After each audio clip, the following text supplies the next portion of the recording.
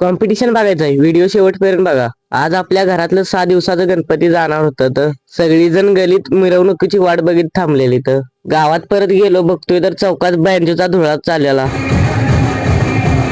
परत आपल्या गणपतीच्या मिरवणुकीला सुरुवात झाली. गावची परंपरा आहे की बँड संघच न्यायला लागतात गणपती. परत फौजी म्हणायला लागलं होतं की मला पण व्हिडिओ मध्ये घे. म्हटलं घेतो की. सर्वांनी मूर्त्या डोक्यावरच घेतलेल्या. गणपती विसर्जन कोणी 1.5 दिवसानंतर तर कोणी 3 दिवसानंतर गणपती विसर्जन करतात. काही लोक अनंत चतुर्थीला म्हणजेच 10 दिवसानंतर विसर्जन करतात. गणपती जसा वाजत गाजत येतो तसाच निरोप समारंभ सुद्धा तितकाच वाजत गाजत होतो. इकडे तर नुसताच पेपर ब्लास्ट उडवायचा चाललेला. आपल्या एकाच गावात एवढे गणपती आहेत बघा, आणि ट्रॅक्टरात पण तिकतच आहेत. सगळी पोरं आपल्या गलीतलीच होतीत बघा.